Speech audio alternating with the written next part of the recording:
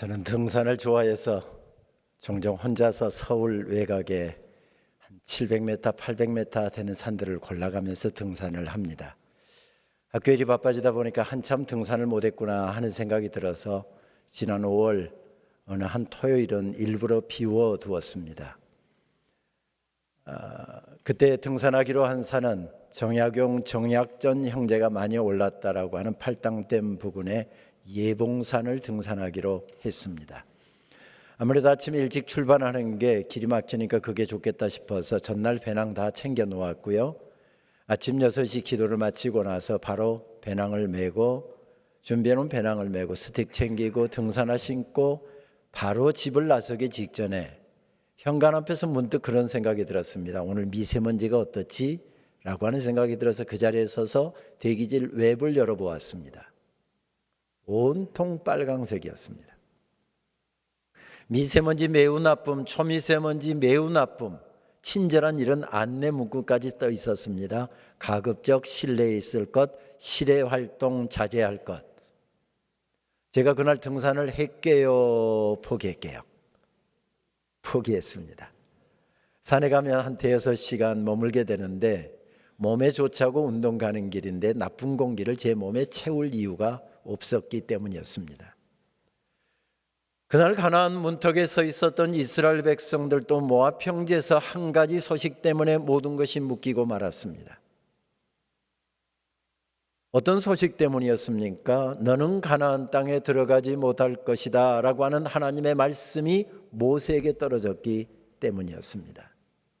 40년이라고 하는 긴 세월 동안 걸어왔습니다. 그 힘든 시간 헤쳐올 수 있었던 이유는 하나님께서 예비하신 땅, 축복의 땅, 가나안 땅에 내가 들어갈 수 있다라고 하는 그 기대감 때문에 견딜 수 있었고 이길 수 있었고 달려올 수 있었습니다.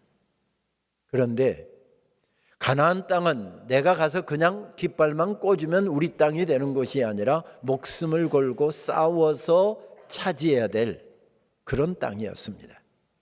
언제 전쟁을 해보았겠습니까? 한두 번 전쟁을 해보았지만 오압 지절처럼 발이나 제대로 맞출 수 있겠습니까? 언제 총검수를 해봤을 것이며 언제 전쟁을 해보았겠습니까?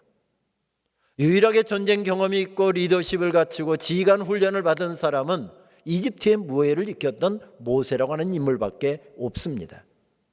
모세라고 하는 인물이 없으면 우리는 이 전쟁에서 승리할 수 없습니다.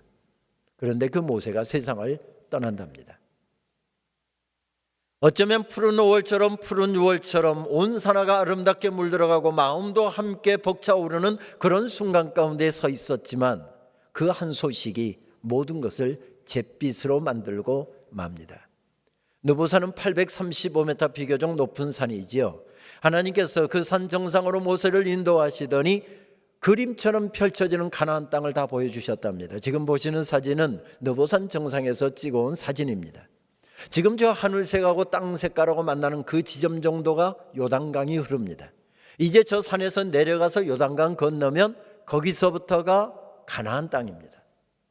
그런데 하필이면 저기서 하필이면 모든 것을 다 보여주시고 무슨 염장 지를 일이 있습니까? 아름답지, 보기 좋지, 근데 너는 못 들어가. 이렇게 지금 말씀하고 있는 분위기이죠. 하필이면 나만 못 들어간답니다. 하나님 저에게 그러시면 안 되죠. 제가 어떻게 하나님 섬겼는데요? 제가 어떻게 하나님의 말씀에 순종하면서 이날까지 달려왔는데요? 사람들은 몰라도 하나님께서는 아실 거 아닙니까? 그런데 저만 못 들어간다니요. 섭섭해지고 원망이 터져 나오고 불평이 터져 나올 수밖에 없는 그런 상황 가운데 서 있었습니다. 여러분들의 표정 보니까 여러분들은 이런 상황에서도 아멘 그렇게 하겠습니다 하는 표정이신데 제가 모세의 입장이 되어봐도 아멘이 안 나올 것 같습니다. 하나님 어떻게 저에게 그러실 수 있어요? 하나님 저에게 그러시면 섭섭하죠. 그런 이야기가 터져 나올 수 있는 상황이었습니다. 그래서 모세가 하나님 앞에 나가 간절하게 기도합니다. 하나님 단 한 걸음만이라도 좋습니다. 단 한 발자국만이라도 좋습니다. 단 하루 저녁만이라도 좋습니다. 저도 꿈에도 그리던 가나안 땅에 저도 들어가게 해주십시오. 눈물 젖은 모세의 기도가 하나님 앞에 올려집니다. 그랬을 때 하나님께서 뭐라고 응답하시죠? 그래, 모세야 그동안에 수고했는데 내가 정상을 참작해서 하루 저녁은 너무했고 내가 일주일을 허락해 주겠다.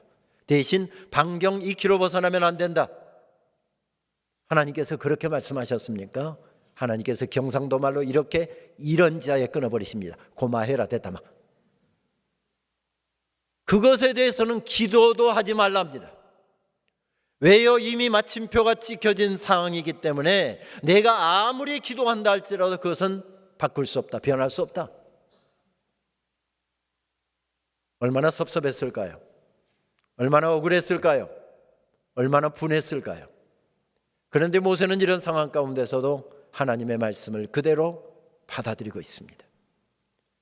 도무지 순종하기 어려운 하나님의 뜻이었지만 그 하나님의 뜻을 받아들이고 인생의 마지막 순간까지도 하나님께서 원하시는 그 일들을 수행하다가 호련히 세상을 떠납니다. 하나님께서 원하셨던 일이 무엇이었습니까? 나는 가나안 땅에 못 들어가는데 가나안 땅에 들어갈 이스라엘 백성들에게 전하라고 하나님께서 가슴에 말씀을 담아주십니다. 그래서 어쩌면 오전에 한 번, 오후에 한 번, 저녁에 한 번 인생의 마지막 날 특별 집회를 열었던 것 같습니다. 그래서 신명기의 말씀을 보게 되면 모세의 죽음 예고, 그리고 모세의 간절한 눈물 젖은 기도, 하나님의 거절, 그 다음에 모세가 일어나서 3번의 설교를 했던 것으로 보이는 3편의 설교가 담겨 있습니다. 설교가 끝난 다음에 모세는 손을 들고 하나님 앞에 긴 찬양을 혼자 서서 독창을 합니다. 그리고서 34장 말씀을 보게 되면 모세가 손을 들어서 이스라엘 12지파를 축복한 다음에 호련히 세상을 떠난다. 이것이 신명기의 기록입니다. 어떻게 이런 상황에서도 승리할 수 있었을까요? 어떻게 이런 불합리한 말씀 앞에서도 그 말씀을 수용하고 그 말씀에 순종할 수 있었을까요? 우리도 참 어려운 때를 보내고 있는데 험한 인생길을 걸어가면서 어떻게 해야 모세처럼 우리도 무너지지 않고 승리할 수 있을까? 그것도 마지막 순간까지. 그 비결을 알아야 우리도 승리할 수 있지 않겠습니까? 그런데 신명기의 말씀을 아무리 찾아보아도 첫 장부터 마지막 장까지 몇 번을 읽고 찾아보아도 그 비결이 선명하게 제시되고 있지 않습니다. 그렇다고 해서 신명기 사가가 전혀 답을 주고 있지 않는 것도 아닙니다. 신명기의 말씀을 읽다 보면 신명기 사가가 의도적으로 한 단어를 계속해서 반복하고 있는 것을 발견할 수 있습니다. 그 단어가 무슨 단어입니까? 여호와의 종 모세가 라고 하는 표현입니다. 여호와의 종 모세가, 여호와의 종 모세가, 여호와의 종 모세가 계속해서 종이라고 하는 사실을 강조하고 있습니다. 모세가 종으로 살았답니다. 모세라고 하는 인물이 없었다고 한다면 어떻게 이스라엘 백성들이 여기까지 그 험한 세월 헤쳐나올 수 있었을 것이며 430년 동안 갇혀 있었던, 물론 하나님께서 하신 일이었습니다마는 모세를 통해서 하셨잖아요. 모세라고 하는 걸쭉한 지도자가 없었다고 한다면 430년 동안이나 묶여 있었던 이집트 땅에서 풀려 해방되어 나올 수 없었을 것이며 오합지졸과 같은 그 이스라엘 백성들 거의 200만이 넘는 사람들을 이끌고 물 없는 땅, 빵 없는 아침, 그 긴 시간을 달려올 수 없었을 것입니다. 그런데 그 모세가 세상을 떠난답니다. 그런데 그 모습을 우리에게 전하면서 모세는 대장 노릇하지 않았고 주인 행세하지 않았고 종으로 살았답니다. 여기에도 어쩌면 그런 분들 계실지 모르겠습니다. 집이 가난했습니다. 공부는 잘했습니다. 1등 놓친 적 없었습니다. 그런데 초등학교 졸업하고 중학교도 가기 어려운 형편이었습니다. 그런데 아이가 공부를 잘하고 열심히 하니까 가족들이, 형제들이 십시일반 돈 모아서 중학교 등록금 마련하고 그렇게 중학교 진학했더랬습니다. 그리고 고등학교 때부터는 장학금 받고 공부하고 또 유수한 대학에 진학해서 4년 전액 장학금 받고 공부하고 밤새워가면서 열심히 공부해서 성적 관리 잘 했고요. 그리고 그렇게 열심히 공부해서 졸업하자마자 좋은 회사에 취직하신 분들, 그리고 밤새워가면서 성실하게 열심히 일해서 그 분야의 일가견을 이루신 분들, 소위 이야기해서 자수성가를 하신 분들이 있으시죠. 참 수고들 많이 하셨습니다. 참 대단하십니다. 그런데 영적으로 보면 그분들 굉장히 위험한 분들입니다. 왜요? 내가 머리가 좋아서, 내가 열심히 공부해서, 내가 좋은 대학 나와서, 내가 밤새워가면서 성실하게 능력이 있어서 성실하게 일을 해서 이만큼 이루었고, 이만큼 성공했고, 이만큼 살고 있다. 딱 자기 인생이 나인 것처럼, 자기 인생의 주인이 나인 것처럼 생각하기 딱 쉬운 분들이기 때문에 그렇습니다. 모세도 그런 인물이었습니다. 모세라고 하는 지도자가 없었다고 한다면 말씀드렸듯이 이스라엘 백성들은 이날까지 어려움을 헤쳐나올 수 없었을 것입니다. 그런 점에서 본다고 한다면 모세는 이스라엘 공동체 속에서는, 적어도 광야 교회에서는 조금 주인 행세해도 되는 사람입니다. 대장 노릇 좀 해도 되는 사람입니다. 그런데 모세는 대장으로 살지 않았답니다. 주인 행세하지 않았답니다. 여호와의 종으로 살았답니다. 오늘 우리는 주님 부활하신 날에 함께 모여서 예배 공동체로 하나님 앞에 영광을 올려드리고 있습니다. 예배 공동체가 뭐하는 공동체입니까? 하나님의 왕 되심을, 하나님의 주인 되심을 고백하는 사람들이 왕 되신 하나님께 영광과 찬송과 감사를 올려드리고 우리의 마음을 들여서 경배하기 위해서 오늘 우리는 함께 모였습니다. 이 예배 공동체에서 올려드렸던 찬송이자 기도이고 선포되었던 설교의 내용을 담고 있는 시편 말씀을 읽다 보면 시편의 예배 공동체가 예배 가운데서 가장 많이 고백하고 있는 표현이 무엇일까 한번 찾아보았더니 히브리어로 이야기하면 제일 많이 나오는 단어가 할렐루야라고 하는 단어입니다. 아시는 것처럼 할렐루 하면 찬양하라 하는 뜻을 가진 히브리어이고요. 야 하면 야훼, 여호와를 찬양하라 하는 그런 뜻을 담고 있습니다. 두 번째로 많이 나오는 히브리어를 찾아보라고 한다면 야훼가 여호와라고 그랬죠. 야훼 말라크라고 하는 히브리어입니다. 이 뜻은 여호와께서 통치하시는도다, 다스리시는도다. 저기 지난 주간에는 사랑하는 남편하고 함께 와서 다정하게 앉아서 예배를 드렸는데 갑자기 지난 주간에 남편이 세상을 떠났습니다. 눈물로 장례를 치루었습니다. 갑자기 세상을 떠나서 아직도 실감이 나지 않습니다. 그런데 오늘은 남편이 천국 갔으니 혼자 앉아서 예배 드리고 있습니다. 얼마나 눈물이 하염없이 흐를까요? 권사님이 눈물로 예배하는 모습을 보시고 우리 담임 목사님께서 권사님을 바라보시면서 이렇게 선포하십니다. 하나님께서 다스리고 계십니다. 하나님께서 인도해 주실 것입니다. 권사님 뭐라고 답할까요? 할렐루야, 아멘, 할렐루야 이렇게 답하겠죠. 어려운 사업의 문제 때문에 기도하시는 안수 집사님이 계십니다. 건강 문제 때문에 염려하고 계시고 그 치유를 위해서 기도하고 계시는 집사님이 계십니다. 장로님께서 기도하시다가 눈물로 기도하시는 안수 집사님 보고 찬양대가 찬양하다가 눈물로 지금 예배하고 있는 집사님을 보면서 선포합니다. 하나님께서 통치하십니다. 하나님께서 다스리실 것입니다. 안수 집사는 뭐라고 답할까요? 할렐루야 이렇게 답하지 않겠습니까? 그렇습니다. 예배 공동체는 이런 고백을 가진 사람들이 모여서 이 고백을 가지고 하나님께 영광을 올려드리고 목사님을 통해서 주시는 말씀으로 이 고백을 더 선명하게 다듬은 다음에 그 고백대로 살게 하여 삶의 자리로 파송되어 나가는 것, 이것이 바로 예배 공동체입니다. 예배 공동체에서 가장 많이 부르는 찬송을 우리가 들라고 한다면 그 중에 한 곡이 478장 참 아름다워라 라고 하는 찬양을 들 수 있을 것 같습니다. 이 찬양은 미국 뉴욕주에서 목회했던 멜트비 뱁콩 목사님이 1901년에 작사한 찬송입니다. 그곳에는 아팔레치안 산맥 메인주부터 뉴욕주를 통과해서 저쪽 아래 조지아주까지 관통하고 있는 아팔레치안 산맥 부근에는 원시림들이 우거져 있는데 아마 뱁콩 목사님도 그 부근에서 목회를 했던 모양입니다. 아침 기도를 마치고서 이분이 아침 산책을 나가면서 꼭 가족들에게 그렇게 이야기하면서 나갔답니다. 우리 아버지 지으신 세계 보러 가요. 영어로 이야기하면 I'm going out to see my father's world 그러면서 나갔답니다. 그런데 이분이 갑자기 41살 젊은 나이로 요절을 했습니다. 유품들을 가족들이 정리하다 보니까 최근에 쓴 찬송시가 깨끗하게 정서되어 있는 시를 한 편 발견을 했습니다. 6절로 된 시였습니다.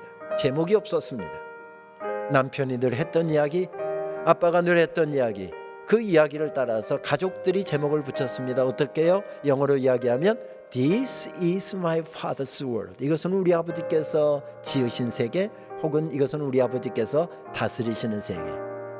그의 친구인 프랭클린 셰퍼드가 친구의 죽음을 안타까워하면서 가족들에게서 그 시를 받아서 거기에 곡을 붙였고, 그가 편집하고 있는 알렐루야라고 하는 찬송가에 처음 실려서 지금은 84개국 언어로 번역되어서 예배 가운데서 가장 즐겨 부르는 찬송 가운데 한 편입니다. 우리말 찬송은 미국 연합감리교회에서 우리말 찬송은 현재 지금 3절로 되어 있잖아요. 전영택 목사님, 감리교 목사이자 소설가이죠. 그분이 미국 연합감리교회 찬송가를 그대로 번역했습니다. 근데 본래 6절로 되어 있는데 찬송 가사가 길다고 생각했던지 미국 연합감리교회에서 찬송가를 개편하면서 이걸 3절로 축약을 했고, 전영택 목사님이 그걸 그대로 번역을 해서 지금 우리가 부르는 찬송 가사가 되었습니다. 찬송 가사는 이렇게 되어 있죠. 참 아름다워라 주님의 세계는 저 솔로몬의 옷보다 더 고운 백합화. 주 찬송하는 듯 저 맑은 새소리 내 아버지의 지으신 그 솜씨 깊도다. 여러분 얼굴 표정 보니까 찬송 한번 합시다 하는 표정이신데 찬송하겠습니다. 참 아름다워라 주님의 세계는 저 솔로몬의 옷보다 더 고운 백합화. 주 찬송하는 듯 저 맑은 새소리 내 아버지의 지으신 그 솜씨 깊도다. 참 아름다워라 참 아름다워라 주님의 세계는 저 아침해와 저녁 밤하늘 빛난 별 망망한 바다와 늘 푸른 봉우리 내 아버지의 내 하나님 영광을 잘 드러내도다. 할렐루야. 목사님 한 절 더 있는데요 하는 표정이신데 그것은 집에 가면서 부르도록 하십시다. 하나님께서 지으신 창조세계의 아름다움과 그 가운데 깃든 영광을 어쩌면 이렇게 아름답게 찬양할 수 있을까라고 하는 생각이 절로 드는 찬송입니다. 그런데 말씀드렸던 것처럼 이 찬송은 본래 원 가사는 3절이 아니라 6절로 되어 있다고 그랬잖아요. 하나님의 창조세계의 아름다움만 찬양하고 있는 것이 아니라 6절 가사를 읽다 보면 또 다른 사실 하나를 찬양하고 있는 것을 발견할 수가 있습니다. 원곡의 3절이 그것을 우리들에게 전해주는데요. 원곡의 분위기를 살리기 위해서 영어로 제가 먼저 읽도록 하겠습니다. This is my father's world. 이것은 우리 아버지께서 다스리시는 세계. Let me never forget. 우리 결코 그거 잊지 말자. That the long seems often so strong. 악인이 비록 강하게 보일지라도 God is the ruler yet. 하나님께서 여전히 다스리고 계심을. This is my father's world. 이것은 우리 아버지께서 다스리시는 세계. Why should my heart be sad? 그런데 왜 우리의 마음은 슬픔에 사로잡혀 있나? The Lord is king. Let the heavens ring. 하나님께서 하늘이여 선포하라. 하나님이 왕이시다. God reigns. Let the earth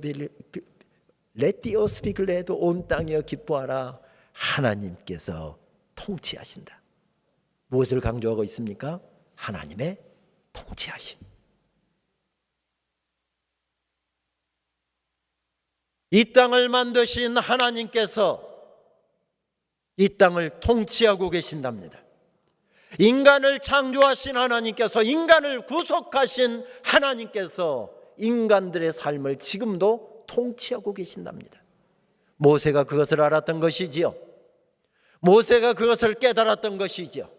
내 인생 여기까지 통치하신 하나님께서 오늘 이 땅에서의 내 삶은 끝나지만 내 삶을 통치하신 하나님께서 영원한 천국으로까지 나를 인도하실 것을 확신했기에 인생의 마지막 날에도 그는 벌떡 일어나서 살아온 인생길 돌이켜봅니다. 하나님께서 통치해 주셨습니다. 하나님께서 다스려 주셨습니다. 하나님께서 인도해 주셨습니다. 영원한 천국으로까지 인도하신답니다. 그래서 두 손 높이 들고 그렇게 고백하는 것이지요. 하나님, 저는 하나님을 신뢰합니다. 내가 원하는 대로 인생이 풀리지 않고 있지만 내가 바라는 대로 하나님께서 다 그 길로만 인도하시는 것은 아니시지만 두 손을 높이 들고 이렇게 고백합니다. 하나님, 저는 하나님을 신뢰합니다. 이것이 모세가 승리할 수 있는 비결이었습니다. 하나님의 통치하심을 믿고 내 인생을 통치하시고 여기까지 다스리신 하나님을 신뢰하기에 인생의 마지막 순간에도 하나님께 내 인생을 맡기는 것입니다.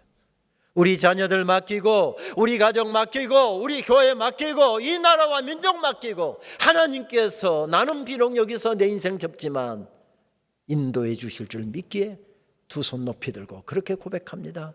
하나님, 나는 하나님을 신뢰합니다.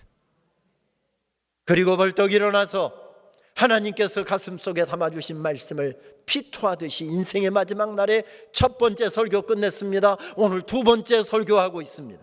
오늘 읽은 신명기 6장의 말씀은 두 번째 설교, 가장 긴 설교죠. 신명기 5장에서부터 16장까지 이어지는 그 두 번째 가장 긴 설교의 서론격에 해당되는 말씀입니다.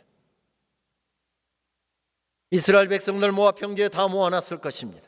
그림처럼 펼쳐지는 가나안 땅이 눈앞에 보입니다. 그 언저리 어디에선가 서서 몰려든 이스라엘 백성들, 가나안 땅에 나는 못 들어가지만 가나안 땅에 들어갈 이스라엘 백성들에게 모세는 정말 피토하듯이 비장한 마음으로 인생의 마지막 날 마지막 설교를 이렇게 하고 있습니다. 당연히 히브리어로 설교했겠죠. 쇼마 이스라엘, 이스라엘아 들으라. 쇼마 이스라엘. 눈물 젖은 설교가 그렇게 펼쳐집니다. 우리는 이 쉐마 그렇게 합니다만은 정확한 히브리어 발음은 쇼마이지요. 들으라라고 하는 뜻입니다. 들으라 이스라엘아. 이 말씀 놓치면 너희들은 망한다. 이 말씀대로 살지 않으면 너희들은 망한다. 쇼마 이스라엘. 쇼마라고 하는 말은 들으라고 하는 뜻이지만 조금 더 현대어로 실감나게 번역하면 주목 이런 뜻입니다. 아이들이 쉬는 시간에 왁자질것 떠들면서 장난질하면서 놀고 있습니다. 쉬는 시간 다 끝나고 다음 시간 수업이 시작될 시간이 되어서 선생님이 지금 수업하려고 들어왔는데 선생님 들어오는 것도 모르고 장난질하고 있습니다. 그때 선생님이 어떻게 하죠? 교탁을 딱딱딱 두들기면서 주목 이렇습니다. 선생님이 주목했는데도 딴짓하고 있으면 선생님한테 혼나게 되어 있습니다. 그때 쓰는 단어가 쇼마라고 하는 단어입니다. 이렇게 생생하게 번역을 해드려도 우리 남자분들 별로 감동을 안 하시는 것 같아서 우리 남자분들이 익숙한 군대 용어로 한번 번역을 해드릴까요? 쇼마라고 하는 말은 군대 용어로 하면 동작 그만 이 뜻입니다. 군대에서 제일 듣기 싫은 소리였잖아요. 밤 9시면 군인들은 점호를 하고 밤 10시부터 취침에 들어갑니다. 점호가 굉장히 엄격하게 진행되기 때문에 점호 1시간 전, 2시간 전부터 열심히 청소도 하고 정리도 하고 군화 닦고 뭐 총 닦고 뭐 이렇게 열심히들 점호 준비를 하죠. 유일하게 여유롭게 앉아서 텔레비전 보고 있는 한 친구가 있습니다. 이제 저녁 15일밖에 안 남은 고참 병장. 그런데 갑자기 당직 사관을 하고 있는 소대장이 들어오더니, 당직 사령을 하고 있는 중대장이 들어오더니 동작 그만, 딱 이렇습니다. 그러면 내가 아무리 고참 병장이어도, 내가 아무리 좋아하는 지금 드라마 보고 있어도, 내가 아무리 지금 중요한 일을 하고 있어도 하던 일을 멈추고 지휘관을 바라봐야만 하는 단어가 동작 그만의 뜻입니다. 쇼마가 그런 뜻입니다.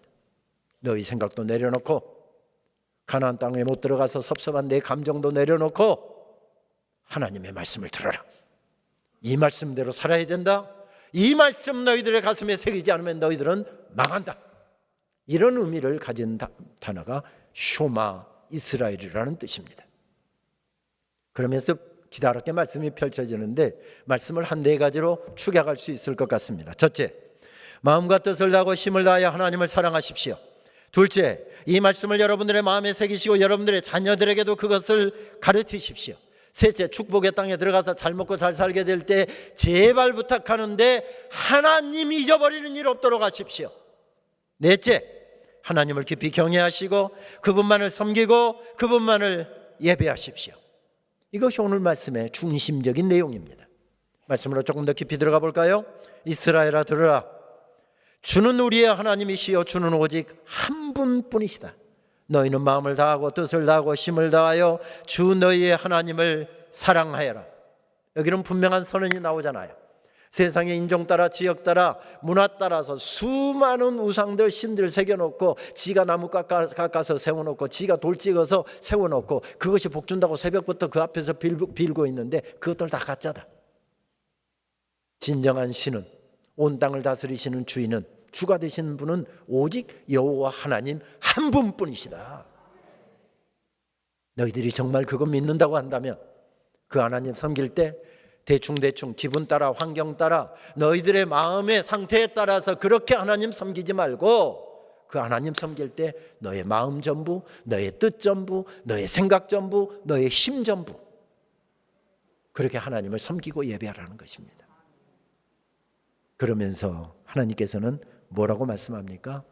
그렇게 해서 내가 하나님을 섬기면서 맛보는 애, 살아계신 하나님께서 내 인생을 인도하셨던, 너에게 허락하셨던 은혜들, 너에게 베풀어 주셨던 축복들, 내가 마음속에 그려지는 것이 있거든. 내가 경험한 하나님, 내가 누렸던 은혜와 축복, 그건 내 사랑하는 자녀들에게도 전해주어라. 이런 말씀입니다. 여기서 자녀는 우리 집에서 자라고 있는 사랑하는 사랑스러운 딸과 아들만을 지칭하는 말은 아닙니다. 아들과 딸은 말할 것도 없고, 아직 이런 은혜를 모르고 살아가고 있는 우리의 부모님, 형제들, 우리의 친구들, 이웃들, 열방들까지. 무슨 말씀이지요? 교회는 이런 선교적인 사명을 갖는다는 것입니다. 내가 경험한 은혜, 내가 만난 하나님을 내 자녀들과 내 이웃들과 열방들에게까지 증거해야 된다라고 하는 말씀을 주고 계십니다. 1년에 할리우드에서는 수백 편의 영화가 제작되어서 쏟아져 나오지요.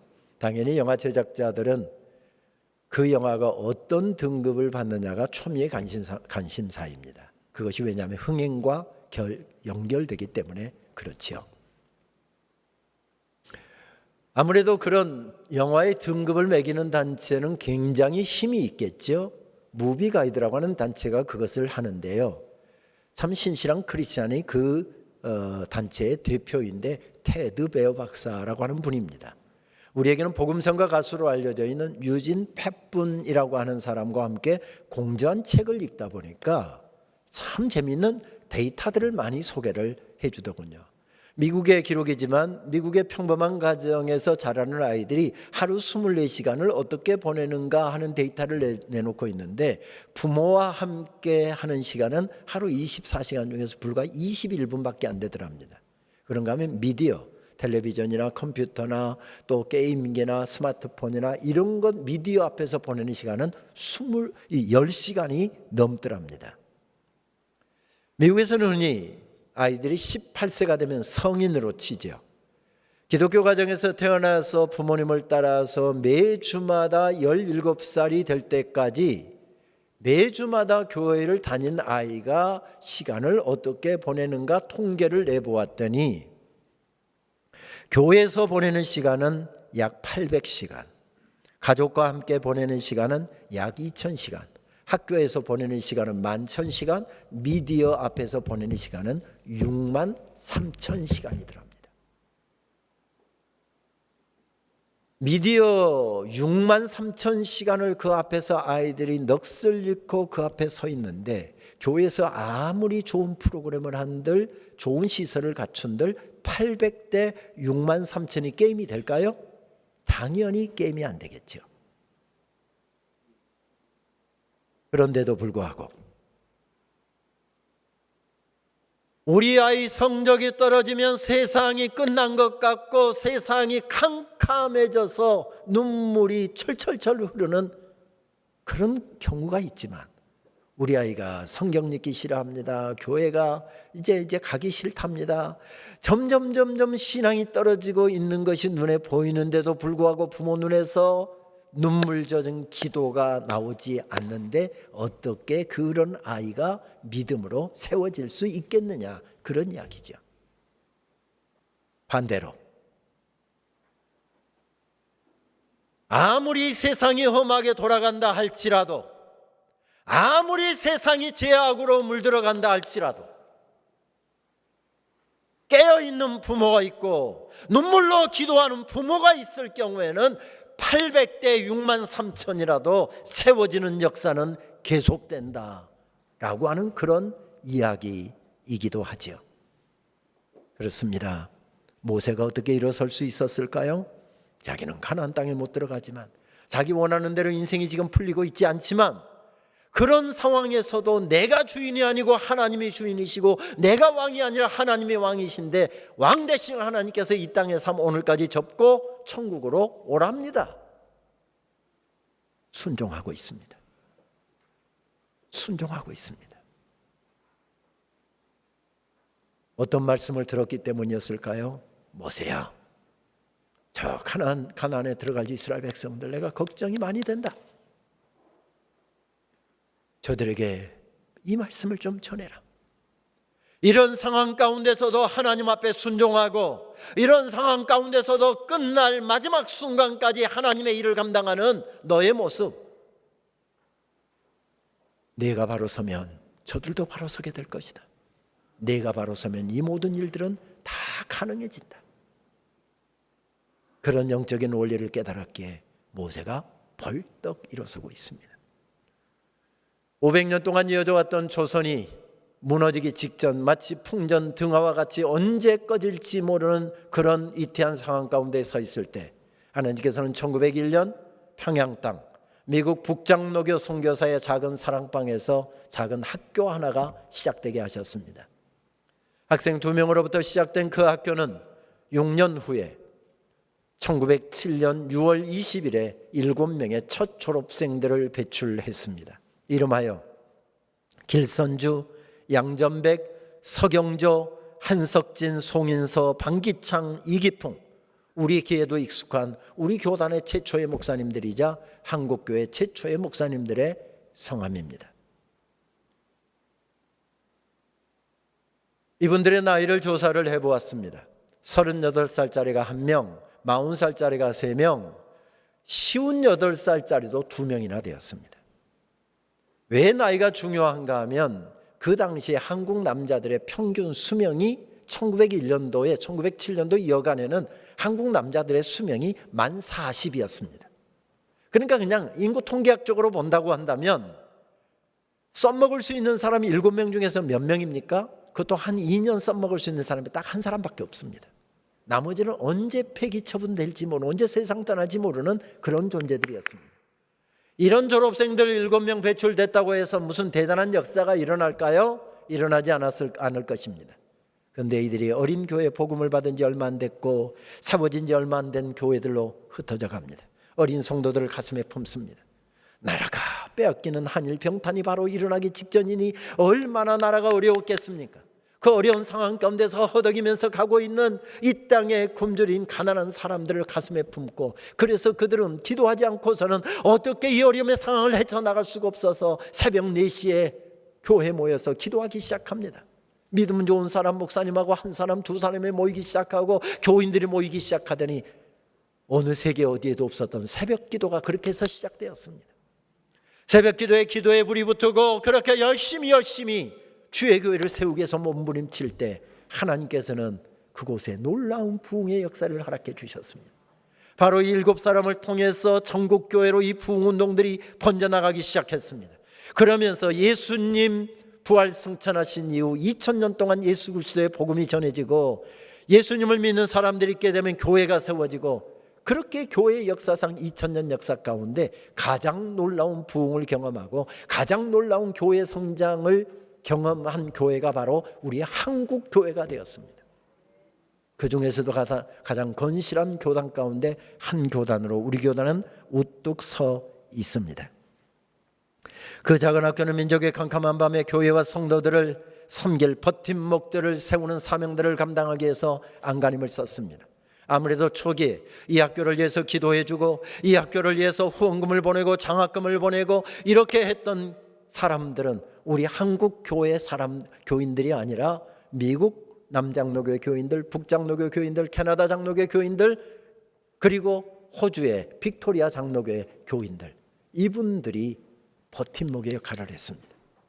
그래서 이 학교는 수많은 버팀목이 될 사람들을 배출했고 그 학생들은 각처로 흩어져서 1919년에 민족이 캄캄한 밤을 지내고 있을 때 3.1 만세 운동의 주역들로 역할을 합니다. 이 학교의 졸업생들과 재학생들 민족대표 33인 가운데 6사람이 이름을 올렸고요. 그리고 이름을 올리지 않았지만 각 지역에서 만세 운동을 주도했던 사람들은 이 학교의 졸업생들이었고 그 학생들이 목회하는 교회 교인들이었습니다. 그러다 보니 1930년대 이것이 밝혀지면서 이 학교를 세운 초대 교장이자 교수로 있었던 사무엘 마페 선교사, 마포 삼열 선교사는 갑자기 일본 경찰들이 들이닥쳐서 압수수색을 하는데 보니까 지하에서 옛날에 찰필로 이렇게 글씨를 새겨서 이렇게 해서 뭐 가루방으로 긁는다고 하는가요? 그렇게 인쇄를 했잖아요. 독립신문이 그 집 지하실에서 이렇게 해서 제작돼서 배포됐다는 사실이 알려지면서 이 학교는 큰 위험 가운데 처하게 됩니다. 암살 위협에 시달리다가 교인들에 의해서 강제로 기차에 태우고 배에 태워져서 이 마포 삼열 선교사님은 미국으로 피신을 해야 될 정도로 학교가 어려운 상황 가운데 있었습니다. 그리고 결국 1938년 엄청난 신사참배의 위협 앞에서 38년 8월 31일에 개강을 하기로 학생들에게 다 통지를 했는데 교수회의록을 보면 1938년 8월 21일 긴급 교수회의록을 읽어보니 800만 잡신들에게 절하고 예배하느니 섬기느니 차라리 우리는 학교 문을 걸어 닫자.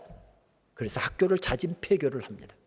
그리고 학생들이 있는 그 지역으로 직접 찾아가서 하나님의 말씀을 가르쳐서 주의 종들을 세웠습니다. 그리고 해방과 함께 1945년 다시 그 학교는 문을 열었지요. 그러나 이번에는 또 다른 이협 세력이 다가왔습니다. 공산주의자들의 이협이었습니다. 오히려 남한 땅에서보다도 북한 땅에서 교회가 부흥을 했기 때문에 기독교 지도자들의 협조가 없으면 공산주의가 바로 북한 땅에 뿌리를 내릴 수가 없어서 계속해서 이협을 가해왔습니다. 제가 그 학교의 22대 총장인데요. 그 학교의 4대 총장, 그때는 교장이라고 했죠. 김인준 목사님은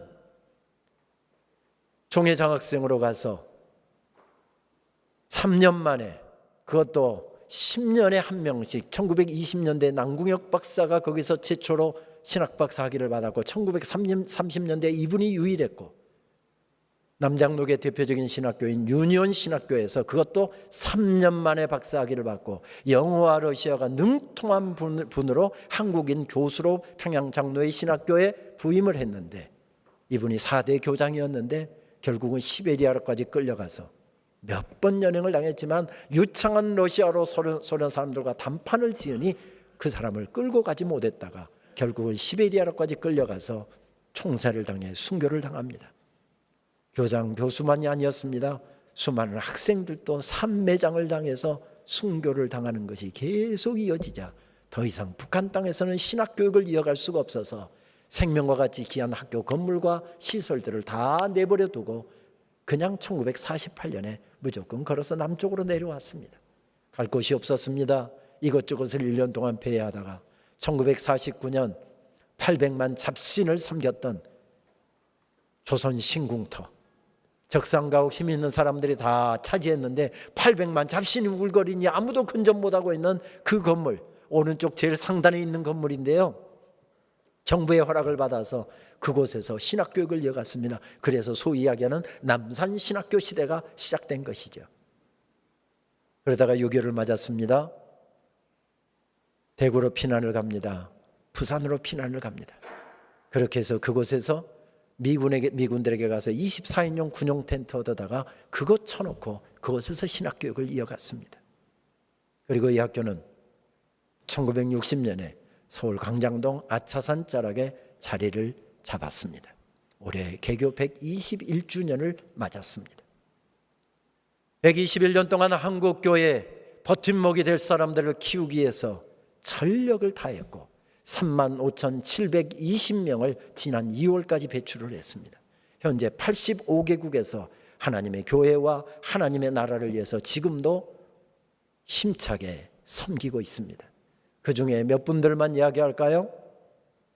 민족의 캄캄한 밤에 말씀으로 민족을 깨웠던 부흥사 길선주 목사님, 그분은 독립 33인 가운데 이름을 올렸던 분이기도 하죠. 길선주 목사님과 제주 선교와 섬 선교의 결정적인 역할을 했던 이기풍 목사님이 1기 졸업생. 신유의 부흥회를 통해서 전국을 흔들어 놓고 소망을 갖도록 말씀으로 일깨웠던 김익두 목사님이 3기 졸업생. 한센인들 가슴에 품고 소록도 애양원의 시작이기도 했던 바로 한센인들의 병원을 최초로 지었고 한센인의 아버지로 독립운동가로 호남의 성자로 추앙을 받았던, 그래서 기독교인으로는 최초로 사회장으로 장례를 치렀던 오방 최웅종 목사님이 13기 졸업생. 신사참배에 한가하고 독립운동하다가 붙잡혀서 평양 감옥에서 고문을 이기지 못하고 결국 옥사를 하신 주기철 목사님이 19기 졸업생. 평생 한선인들을 가슴에 품고 사랑의 목회를 감당하시다가 옥고를 신사참배 반대로 긴 옥고를 치르셨고, 그리고 6.25 때 여수까지 밀어닥친 공산군에게 붙잡혀서 여수의 한 거리에서 총살을 당해 순교하신 손양원 목사님이 33기 졸업생. 제일 중요한 것은 여러분들의 담임 목사님은 76기 졸업생. 계속 이어지고 있습니다. 계속 이어지고 있습니다. 그렇습니다. 버팀목이 필요합니다. 버팀목이 있을 때 세워지는 역사가 계속됩니다. 그날 모세는 영적으로 단단하지 못한 이스라엘 백성들, 조금만 시련이 오고 조금만 어려움이 오면 무너져 내리고 변질되고 딴 길로 걸어가고 있는 이스라엘 백성들을 세우는 버팀목이었습니다. 내가 바로 서면 가능한 일이다. 내가 견고하게 서면 저들도 세워질 것이다. 그 하나님의 말씀 때문에 벌떡 일어섰던 모세 때문에 그 민족이 세워지고 있고 강약교회가 세워지고 있는 것을 발견하게 됩니다. 코로나로 묶여서 대부분의 교회가 새벽기도를 모이지 못했지요. 학교도 마찬가지였습니다. 새벽기도 채플 다 온라인으로 진행을 했고요. 초기에는 설교 녹화를 해서 학생들이 그것을 그날 당일에 듣게 되면 출석으로 인정하는 식으로 새벽기도가 진행되었습니다. 아무래도 집에서 기도하니까 성이 차지가 않았지만 어쩔 수 없어서 새벽기도를 주변에 하는 교회가 없어서 집에 엎드려서 새벽에 기도를 했습니다.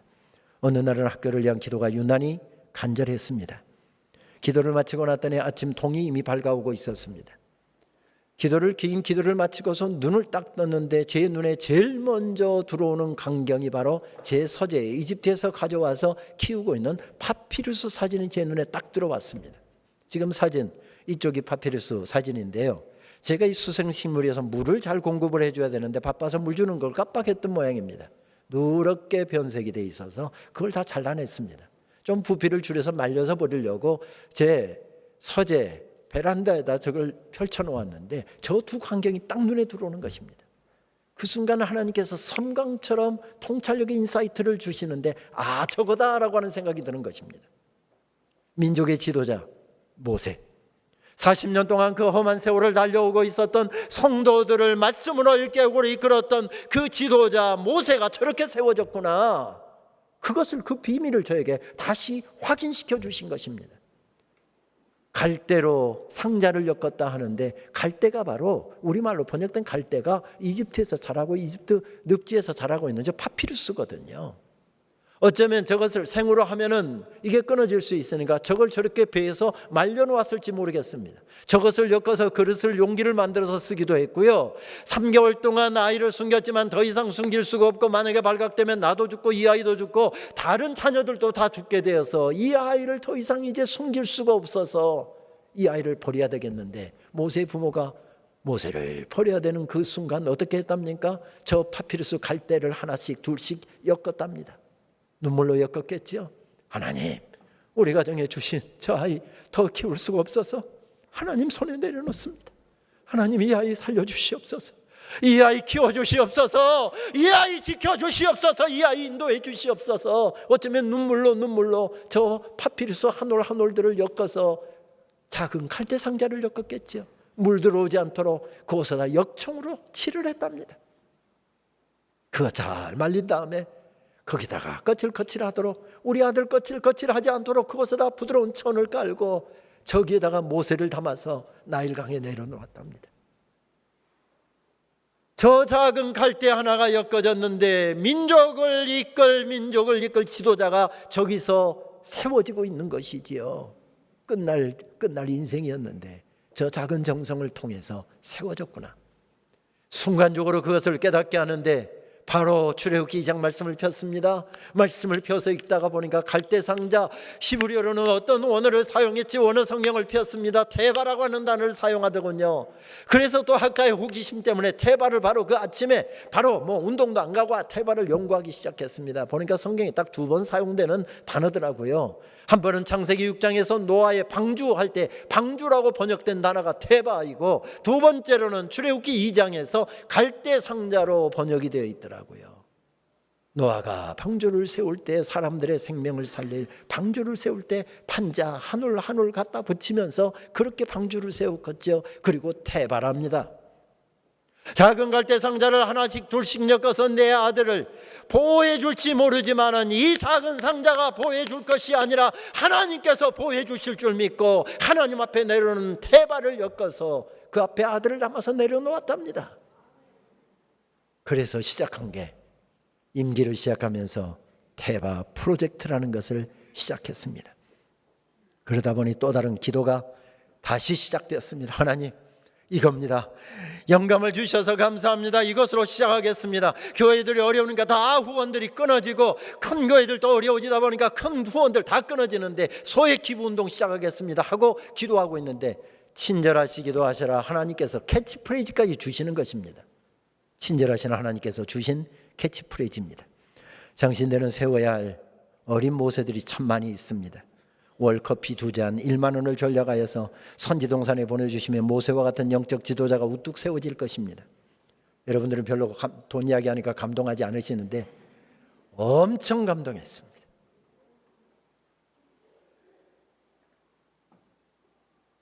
또 다른 어느 날인가는 새벽 4시에 눈이 떠졌습니다. 조금 더 잘까 했는데 잠이 오지 않았습니다. 기도하라는 이야기구나. 기도를 시작하려고 하는데 오늘 학교 가서 좀 기도하고 싶다는 생각이 들어서 바로 준비하고 학교에 나왔습니다. 학교 채플에 가면 기도하는 사람들이 늘 있으니까 당연히 채플로 바로 갔습니다. 그런데 채플 문이 꼭꼭 닫혀 있는 것입니다. 2년 동안 예배가 닫히고 기도회가 닫혀 있다 보니까 채플 문을 다 아예 닫아놓은 것, 잠가놓은 것 같습니다. 깨어있는 경비가 있으니까 경비한테 와서 문 열라고 하면 되겠지만은 총장이라는 사람이 새벽 4시 반에 와갖고 문 열어라 문 닫아라 갑질한다고 할까 싶어서 그냥 총장실에 올라갔습니다. 이 어려운 때 학교에 기도가 필요한데 기도가 묶여서 이렇게 힘들구나. 기도 시작하자. 그래서 교수들 설득하고 학생들 설득해서 감염 위험에 걱정을 하는 교수들 설득하고 학생들 설득해서 바로 채플과 기도회를 현장에서 시작했습니다. 지난 가을 학기 이야기입니다. 우리 기도만 갖고는 부족하겠다. 우리는 교회를 위한 신학을 하고 있고 교회를 섬길 지도자들을 양성하고 있고 교회를 바로 세우기 위해서 신학을 연구하고 있는데 우리에게 가장 필요한 것은 교회의 기도다. 교회와 함께 기도하면서 이 사역을 감당해야 되겠다. 그래서 기도 후원 동역교회 운동을 시작했습니다. 우리 목사님, 우리 지금 저희 학교에 법인 이사로 섬기고 계셔서 법인에서 이 보고를 한번 드렸더니 우리 목사님 제일 먼저 달려오셔서 우리 삼양제일교회도 기도 후원 동역교회 되겠습니다 하고 또 주일 이 시간까지 허락해 주셔서 기도 후원 동역교회가 되어주셔서 얼마나 감사한지 모르겠습니다. 학교가 어려울 때 우리 신 목사님 늘 전화 주시고 가까이 오셔서 제 손 잡아주시면서 늘 격려해 주신 거, 그것이 참 큰 위로였고 격려였습니다. 그래서 우리 삼양조일교회 부탁드립니다. 교회가 어렵다고 하잖아요. 이 교회를 바로 세워갈 수 있는 것 지도자에게 달려 있습니다. 지금 10년 후에 20년 후에 한국교회를 책임질 지도자들이 장신돼서는 지금 교육을 받고 있습니다. 이 사람들이 바로 서야 우리가 세상 떠나고 나도 주님 오시는 그날까지 주의 교회가 건강하게 심차게 서나갈 거 아닙니까? 여러분 기도해 주십시오. 기도 후원 동역교회는 다른 것이 아닙니다. 저희가 기도 제목을 교회에 보낼 것입니다. 그러면 새벽 기도회나 금요 기도회나 수요 기도회, 기도의 자리에서 장신도의 기도 제목을 가지고 최소한 일주일에 한 번 정도 3분 이상 정도 합심해서 기도해 주시는 것입니다. 그러면 역시 우리 담당 부목사님에게서 삼양제일교회 40일 특별 새벽 기도가 있다는 그런 기도 제목 저희가 받으면 저희도 매일 체플하고 매일 새벽 기도하니까 삼양제일교회가 저희들에게 전해주신 기도 제목을 가지고 저희들도 여러분들이 내일부터 갖게 되는 특별 새벽 기도 40일 특별 새벽 기도 가운데 하나님 역사하여 주옵소서 삼양제일교회를 위해서 우리도 기도하는 것, 이것이 기도 후원 동역교회입니다. 여러분 저희 장신대만이겠습니까? 저희 교단에 있는 7개 신학교가 다 기도가 필요합니다. 한국교회는 기도로 세워졌고 기도로 시작했습니다. 여러분 기도해 주십시오. 몇 년 전 학교 개교기념 행사로 십자가 작품전이 열린 적이 있었죠. 젊은 작가들이 참 귀한 작품을 많이 출품을 해주셨는데 한 7, 80점 정도가 전시가 됐습니다. 7, 80점 중에서 저의 눈길을 단연 끌었던 작품은 정지연 작가의 통곡하는 여인이라고 하는 작품이었습니다. 그때 찍어뒀던 사진인데요. 그 바쁜 와중에도 한 달여 전시되는 동안 저는 저 전시회에 한 10대 번은 가서 서보았는데 저 작품 때문이었습니다. 작품을 자세히 보십시오. 한 여인이 강대상 앞에 엎드려 기도하고 있습니다. 얼마나 기도가 간절했던지, 얼마나 기도가 절박했던지 하나님 앞에 눈물로 기도했더니 그 앞에 눈물이 흥건하게 고여 있습니다. 저 작품 앞에 수차례 가서 설 수밖에 없었던 것은 저것은 제 어머니의 이야기거든요. 저는 제 어머니의 저 눈물의 기도를 먹고 자랐거든요. 돌이켜보면 저 어머니의 눈물의 기도가 오늘의 저를 여기에 세웠거든요. 저도 초등학교 졸업하고 중학교도 가기 어려운 집안의 형편에서 자랐습니다. 중학교 졸업하고는 도시로 고등학교를 나가야 되는데 고등학교를 가기 어려운 형편이었습니다. 저는 초등학교 5학년 때부터 눈만 떠지면 어머니 따라 새벽기도 따라 다녔습니다. 저는 이쪽에서 기도하고 어머니는 이쪽에서 기도하고 저 늘 그런 기도가 새벽에 드렸던 중심 기도였습니다. 하나님, 저 공부 더 하고 싶어요. 하나님, 저 중학교 보내주세요. 하나님, 저 중학교 보내주세요. 여기서 드리는 제 기도를 들으면서 어머니는 이쪽에서 눈물로 기도하시는 것입니다. 하나님, 공부 좋아하는 우리 운영이 공부도 하고 싶답니다. 중학교 가고 싶답니다. 하나님, 저 아들 중학교 가게 해주시옵소서. 아닙니다. 저 아들 공부하고 싶은 데까지 공부시켜 주십시오. 어머니 입에서는 차마 대학 보내달라는 기도가 안 나왔던 것 같아요. 그래서 하나님 알아서 해주시라고, 중학교 보낼 형편도 안 되니 대학 보내달라는 이야기가 안 나와서 어머니가 그렇게 기도했는지 모르는데 제 마음에 지금도 생생하게 남아있는 것은 하나님, 우리 운영이 공부하고 싶은 만큼 공부할 수 있도록 길 열어주세요. 근데 어머니 기도대로 됐더라고요. 대학부터 저는 신학을 공부했는데, 신학을 공부하는 게 16년을 공부했는데 석사를 3개나 했고요. 박사 5년 동안 했고요. 제가 뭐 대단해서가 아니라 어머니 기도대로 됐더라고요. 어머니 기도대로 제 인생 가운데 그대로 됐더라고요. 그리고 세워졌더라고요. 기도의 버팀목들이 필요합니다. 여러분들의 가정에 자녀들을 위해서 눈물로 기도하고 계신 줄 믿지만 세상이 어둡잖아요. 청년들 복음화율이 3.8%밖에 되지 않는다잖아요. 성교학에서는 5% 복음화율이 5% 미만이면 미존도 종족으로 하는데 3.8%랍니다. 우리 어른들 복음화율이 뭐 20%니 25%니 하는데 눈물의 기도가 다시 시작돼야 될 상황입니다. 그런 상황 가운데서 교회를 섬기겠다고 젊은이들이 신학교에 문을 두들기고 있습니다. 한때는 저희 정신대에도 3수를 하고 4수를 하고 보통은 한 4수 5수를 하고 들어왔는데 5대1 6대1 이렇게 경쟁률이 하더니 청년부가 죽어가니까 장신대도 계속 경쟁률이 낮아지고 있습니다. 한 3대1 지금 밑으로 바로 내려왔는데 2대1 조금 넘는데요. 다른 학교들은 지금 미달인 상황입니다. 우리 신목사님이 은퇴를 하셨는데 신목사님을 이어서 목회할 목사를 못 찾았습니다. 어떻게 할까요? 장로님들이 설교하고 장로님들이 교회 목양을 해가셔야 되잖아요. 주의 종들이 안 나온다고 한다면 주의 교회가 어떻게 하나님의 말씀에 바로 서서 주의 백성들을 양무리들을 목양할 수 있을까요? 여러분, 신학교육은 교회가 어디서 자기가 잘 알아서 공부 많이 하고 똑똑하게 기도 많이 하고 있는 사람 우리가 골라서 쓰면 되지, 그 시대가 지나가고 있습니다. 기도로 주의 종들을 세워야만 주님 오시는 그날까지 한국교회는 견고하게 세워질 것입니다. 모세가 바로 그 음성 듣고 바로 일어섭니다. 내가 바로 서면 가능한 일이다. 그 말씀 듣고 모세가 벌떡 일어서고 있습니다. 미국 캘리포니아에 가면 삼나무의 일종인 레드우드 서식지가 참 많이 있지요. 유명한 국립공원인 요세미티 국립공원에 갔을 때에 그곳에도 세계에서 제일 높이 자란다라고 하는 120m, 130m까지 자라는 레드우드 서식지가 있었습니다. 거기서 찍어온 사진인데요. 사람 키를 보게 되면 얼마나 이 나무가 거대한 나무인가를 알 수가 있습니다. 그런데 1968년 이곳에 폭설이 쏟아지고 엄청난 눈보라가 몰아치면서 3,000년 수령의 나무가 쓰러졌답니다. 지금 오른쪽에 있는 사진인데요. 그곳에 가서 거대한 나무가 쓰러진 모습을 보면서 두 가지 생각이 들었습니다. 3,000년 동안이나 한 곳에 서서 예배하고 섬길 수 있었다고 한다면 그거 대단한 축복이었겠다. 그런데 쓰러졌습니다. 쓰러졌는데 공원관리국에서 이만큼 영구 보존을 해주기 위해서 저렇게 잘라냈습니다. 쓰러졌는데 영구 보존을 해주는 것도 축복이었겠구나.